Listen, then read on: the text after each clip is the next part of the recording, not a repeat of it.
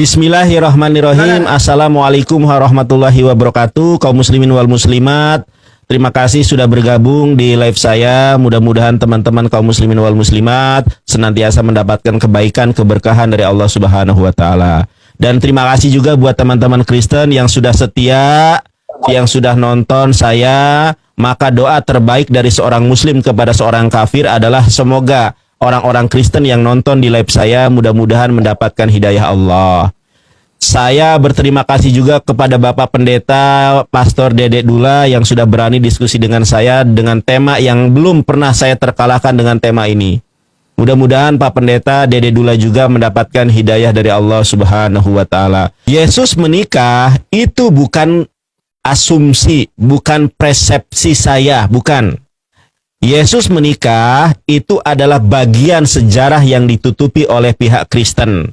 Dari mana saya tahu ada seorang pakar Ibrani, satu-satunya pakar Ibrani dari orang Kristen adalah Ibu Rita Wahyu. Kalau Bambang Nursena saya perhatikan membacanya masih mengeja, membacanya kurang fasih. Kalau yang fasih hanya Ibu Rita Wahyu. Karena beliau adalah doktoral dari Universitas Haifa Israel. Nah ini ya. The Lost Years of Jesus, di mana Yesus berada ketika berusia 12-30 tahun. Ternyata Alkitab menutupi kisah Yesus dari usia 12-30 tahun. Ada apa kok ditutupi? Karena pada saat Yesus usia 18 tahun, Yesus harus menikah. Yang mengatakan ini bukan saya ya, sekali lagi bukan saya. Ini data dari kekristenan sendiri, dari orang yang kompeten, dari orang yang kapabilitas. Orang kredibilitas. Nah ini. Di manakah Yesus ketika berusia 12-30 tahun? Oke, kita lihat nih ya. Kemana aja sih Yesus? Nah, kita lihat. Nah ini. Teman-teman lihat ya. Mulai usia 30 tahun baru boleh mengajar di depan umum. Ini alasan umum kenapa orang-orang Kristen kalau ditanya hal yang semacam ini pasti menjawabnya 30 tahun baru mengajar di depan umum. Kenapa mereka hanya terfokus pada usia 30? Kenapa tidak fokus pada usia 15, 16, 17, 18? Karena pada saat Yesus usia 18 tahun, Yesus kawin. Di mana datanya? Di dalam Pirkei Avot, Perek Hames Mispar Esrim Ve'ehat. Bagaimana penjelasannya ini Pak? Hayah Omer. Dia mengatakan, Ben Hames Sanim Lamikra. Pada saat Yesus usia 5 tahun dia belajar membaca, Iqra namanya. Ben Eser Lamisna. Pada saat Yesus usia 10 tahun dia belajar Misna. Ben Selos Esre Lamispot. Pada saat Yesus usia 13 tahun dia menjadi anak hukum atau bar mitzvah. Kalau dalam Islamnya namanya mukalab atau akil balig. Ya, kemudian berikutnya Ben Hames Esre la Talmud. Pada saat Yesus berusia 15 tahun dia belajar Talmud. Ben Semone Esre Lahupah. Pada saat Yesus usia 18 tahun Yesus kawin. Usia 18 tahun kanopi pengantin jederon. Nah, karena Yesus menikah, maka menikah dengan siapa Bang Nandar ganteng dari Kuningan? Yesus menikah dengan Maria Magdalena. Ini ada namanya family tree. Ya, bukan tree ya, tetapi tree. Ya, family tree. Pohon kehidupan Yesus, pohon keluarga Yesus. Apa itu? Nah, ternyata Yesus Kristus menikah dengan Maria Magdalena. Hasil dari buah pernikahannya memiliki 3 anak, Joseph, Justus, Kolose 4 ayat 11. Ini anaknya Yesus, Justus namanya. Yang ketiga adalah Tamar. 3 anak yang dikaruniai oleh Allah kepada Yesus dan istrinya yaitu Maria Magdalena. Oleh karenanya, Maria Magdalena di dalam Lukas 7 ayat 38 menciumi Yesus. Lukas 7:38, Yesus diciumi oleh Bunda Maria Magdalena. Kenapa? Karena dia adalah istri daripada Yesus Kristus. Silakan terima. Terima. Ya. Oke. Memang ya. Kalau saya debat seperti ini di TikTok ya, apologet yang paling jago framing dan paling jago menggoreng itu Yonatan Nandar. Karena beliau selalu ngaku-ngaku menang dengan setiap tema yang dia bawa. Padahal orang-orang tahu juga ketika dia membawa tema yang sama dengan RK, dia kalah total. Tapi bukan Nandar namanya kalau tidak memuji diri, ya. Karena kalau menunggu orang memuji Nandar terlalu lama, makanya dia puji dirinya sendiri. Bukan Nandar namanya kalau tidak muji diri. Ya, dan di dalam dunia psikologi kalau orang terlalu memuji dirinya sendiri itu gangguan jiwa nanti. Maka jangan terlalu puji diri sendiri ya. Biarkan orang lain yang memuji kita, jangan diri kita sendiri. Ya oke. Saya mencoba menanggapi si Nandar ya.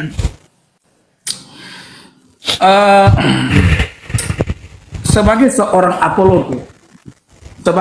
apologet, kita tuh harus jujur dengan data yang kita bawa. Artinya ketika kita membawa data itu harus disampaikan apa adanya. Jangan menyampaikan sebuah data dan dipelintir sedemikian mungkin demi keuntungan kita sendiri. Karena biar bagaimanapun ketika kita berapologet, contohnya ketika Anda melakukannya di TikTok seperti ini, Anda itu mendapatkan banyak support dari orang-orang Anda, mereka kasih Anda gift. Maka Anda harus memberikan data, dan data itu harus disampaikan pada porsinya yang tepat. Jangan Anda menggunakan satu data dan Anda mempelintir data tersebut demi keuntungan Anda. Satu kali kelak kalau kamu tidak bertobat dari cara kamu ini, kamu akan kena batunya. Saya yakin, ini bisa dicatat ini ya. Kalau kamu tidak bertobat dari cara kamu akan kena batunya. Nah, saya tidak pernah mendengar kalau Rita Wahyu mengatakan bahwa Yesus itu kawin, apalagi dengan tulisan-tulisan yang dimuatnya. Saya tahu apa yang Anda baca itu kan dari Sarapan Pagi Biblika, The Loss of the Year. Jesus kan, of Jesus. Dan saya sudah melihat bahwa ternyata data yang diambil tadi itu, ya, yang disebutkan oleh Nandar tadi itu, ya, Pirkei Avot 5:21, itu adalah budaya daripada kehidupan anak-anak orang Yahudi. Jadi saudara-saudara, itu bukan kehidupan daripada Yesus Kristus secara khusus. Lah inilah satu bentuk kebohongan yang dilakukan oleh Nandar. Satu hari kala kamu akan kena batunya, pasti.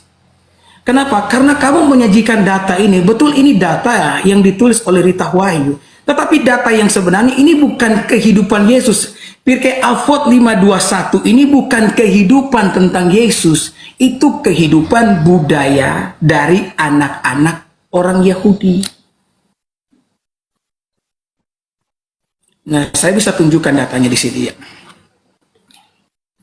Jadi, secara umum maknanya ini tahapan kehidupan ideal menurut tradisi Yahudi. Ini tahapan kehidupan ideal menurut tradisi Yahudi. Jadi bukan khusus kehidupan Yesus. Kamu mempelintirnya seenak jidat kamu. Makanya saya bilang orang-orang sama seperti kamu ini, Nandar ya. Kamu itu bisa hafal tentang apa tadi itu ya. Patriat apalah. Tapi kalau kamu tidak memahami apa artinya, maka itu pun tak ada gunanya. Tak ada gunanya, Nandar. Kamu kalau tidak bertobat satu hari kelak, kamu pasti kena batunya. Pasti kena batunya. Seorang apologet wajib memberikan data sejujur-jujurnya. Tidak boleh menggunakan sebuah data dan mempelintir itu demi keuntungan pribadi. Kamu dikasih gift loh oleh pengikut kamu loh. Maka kamu berhak, pantaslah mereka mendapatkan kebenaran. Entahkah apa yang kamu bangun adalah sesuatu yang salah atau tidak, benar atau salah, paling tidak kamu sampaikan kebenaran. Jadi apa yang disampaikan ini yang pertama, nanti saya akan sampaikan bagian yang kedua. Pirkei Avot 5:21 ini yang dengar di bawah ya, ini bukan khusus tentang kehidupan Kristus, tidak. Tetapi ini adalah tahapan kehidupan ideal menurut tradisi Yahudi. Jadi ini budaya Yahudi yang tentu saja ini bersifat tidak mengikat. Nanti saya akan tunjukkan buktinya. Kalau itu bukan kehidupan Yesus, sementara Yesus adalah orang Yahudi, Anda sendiri mengatakan ini adalah prosesi tahapan bagaimana kehidupan orang Yahudi. Makanya Anda harus punya data pembanding kalau Yesus tidak melakukan pernikahan. Karena Yesus sebagai orang Yahudi, tahapan yang harus dia lewati adalah pernikahan. Kalau Yesus tidak mengalami fase ini, kenapa kisahnya dihilangkan? Coba jujur sama saya. Kenapa kisah Yesus dari usia 12 sampai 30 tahun dihapus, dihilangkan dari Bible? Saya tanya kepada Anda. Tolong jawab pakai data.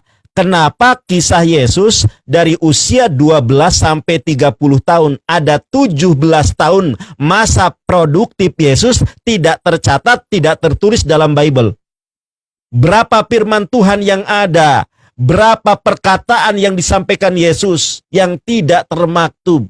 Yang termaktub adalah perkataan Yesus pada usia 12 dan 30 tahun. 17 tahun kemana? Coba saya tanya, diakui atau tidak di dalam iman Kristen, di dalam sejarah Kristen ada yang namanya the lost years of Jesus, tahun yang hilang. Sekarang saya tanya kepada Anda, tolong dijawab, kemana Yesus menghilang selama 12 tahun? Nah, Anda mengatakan saya menampilkan data dengan data yang salah. Oh, sorry. Saya data saya nih yang nulis Islam orang keturunan Yahudi dari pihak Kristen namanya Maggie Whithouse. Kita buka halaman 9 ya. Kita buka Pak Pendeta halaman 9. Anda harus menyampaikan data, bukan premingan, Pak. Berbagai cabang Yudaism memiliki penafsirannya sendiri-sendiri, baik terhadap Taurat maupun Talmud. Tapi, satu hal yang disepakati, Pak ya, tolong digarisbawahi, di underline, ya. Tetapi, ada satu hal yang disepakati oleh semua teks dan ajaran Yahudi adalah masalah kawin. Perkawinan dianggap penting bagi laki-laki maupun bagi perempuan. Uraian mengenai Taurat menyatakan dengan jelas bahwa tidak lengkaplah laki-laki yang tidak kawin. Dan 2000 tahun yang lalu seandainya Yesus Kristus dari Nazaret belum menikah menjelang umur 18 tahun, dia akan dianggap sebagai makhluk yang sangat aneh. Lebih buruk lagi, dia tidak dianggap sungguh-sungguh diterima sebagai guru atau rabi oleh orang-orang Yahudi lainnya. Yesus di dalam Markus 12 ayat ke-27 sampai ke-32 diterima oleh orang-orang Saduki sebagai rabi. Ini adalah pertanda besar kalau Yesus kawin.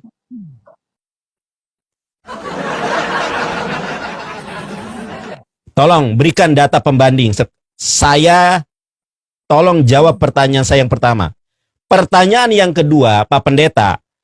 Lukas 7 ayat 38, Maria Magdalena menciumi Yesus. Pertanyaan saya, dasar dalil mana di dalam kitab Taurat dan hukum Yahudi serta gospel yang membolehkan seorang wanita mencium laki-laki yang bukan suami, yang bukan keluarganya? Dasar hukum Tauratnya mana kalau seorang wanita dibolehkan mencium seorang laki-laki dewasa yang bukan suaminya? Kenapa Yesus dicium oleh Maria Magdalena? Karena dia adalah suaminya. Nah, saya tunjukkan. Makanya kalau saya lagi berbicara itu diperhatikan. Lihat Pak Pendeta. Nih Pak Pendeta, ini jelas-jelas ya.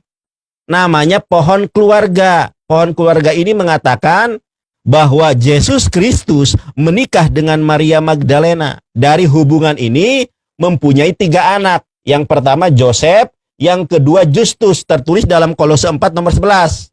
Yang ketiga adalah Tamar. Ini data bukan dari seorang muslim. Ini data dari Bible. Saya tunjukkan datanya. Bapak lihat source-nya itu apa? Ya, biblegenealogy.com. Cederkon. Genealogi. Dicatat pertanyaan saya Pak Pendeta. Genealogi. Anda ini pendeta loh. Oke, tidak ya, saya terima. Oke, Anda kan sudah mendengar sendiri kan. dan sesuai dengan apa yang saya katakan itu benar, dan Nandar mengakui itu, bahwa yang disebutkan tadi itu ya 521 tadi itu bukan khusus kehidupan Kristus, tapi memang itu budaya anak dari orang Yahudi. Dari apa yang disampaikan oleh Yonatan ini kan terbukti. Jadi ini yang pertama, tidak apa-apa apapun alasannya atau narasi berikut yang mengikuti sesudah dari ucapan ini, paling tidak yang dibawa ini udah tahu ya, bahwa kalau Nandar kembali ya, dia mengangkat yang 521 tadi itu ya, bahwa sekali lagi Pirkei Avot 521 itu bukan khusus kehidupan Kristus. Ini yang saya mau Anda tahu dulu. Jadi kalau Nandar mengangkat lagi ini, yang dibawa ini, yang kasih Nandar gift itu, kamu udah tahu bahwa ya Pirkei Avot 521 ini bukan khusus tentang kehidupan Kristus. Nah, jadi itu budaya orang Yahudi, dan budaya ini saya mau beritahu sama kamu Nandar, budaya ini tidak mengikat. Jadi Yesus Kristus tidak harus menikah di usia 18 tahun. Ya. Oke. Saya tunjukkan datanya. Kalau misalkan Nandar mengatakan bahwa setiap pria itu harus menikah di usia 18 tahun. Sekarang saya tunjukkan datanya ya. Ya, saya akan pakai data dari Alkitab itu sendiri, dan ini akan membuka biji mata kalian semua ya. Khususnya kalian penggemar berat dari Sing Nandar ini yang tukang membalikan data. Oke, saya berikan bentar ya, bagaimana cara membalikan. Oke. Perhatikan ini ya. Ya. Yeremia pasal 16 ayat yang kedua. Janganlah engkau mengambil istri, dan janganlah engkau mempunyai anak laki-laki atau anak perempuan di tempat ini. Udah bisa lihat kan? Jadi itu siapa? Itu Nabi Yeremia. Sekarang saya mau tanya sama kamu Nandar, Yeremia itu orang Yahudi atau bukan Nandar?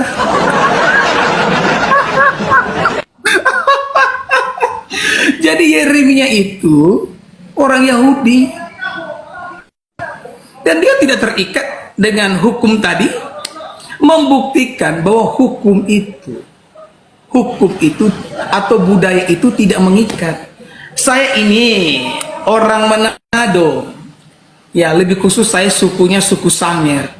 Sangir juga punya budaya-budaya, dan budaya-budaya dari Sangir itu tidak mengikat Nandar. Ya, makanya kalau kamu mau cari sumber, jangan kamu cari sumber dari sumber yang dibidatkan oleh gereja. Apalagi kalau kamu cari sumber dari Mormon.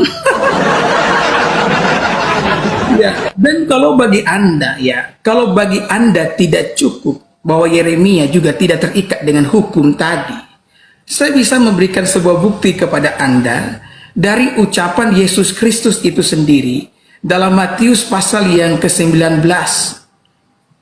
Oke. Matius pasal yang ke-19.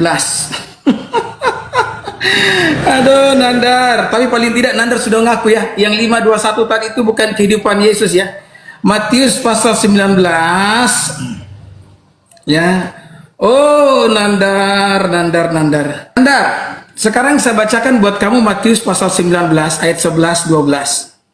Ini ucapan Yesus. 12. Ada orang yang tidak dapat kawin karena ia memang lahir demikian dari rahim ibunya. Dan ada orang yang dijadikan demikian oleh orang lain. Dan ada orang yang membuat dirinya demikian karena kemauannya sendiri, oleh karena kerajaan sorga. Siapa yang dapat mengerti, hendaklah ia mengerti. Jadi tidak semua orang itu Nandar itu kawin dan mengikuti aturan itu. Masalah Maria nanti saya akan bahas berikutnya ya, karena waktu saya tidak cukup. Nanti saya akan tampar kamu dengan ayat.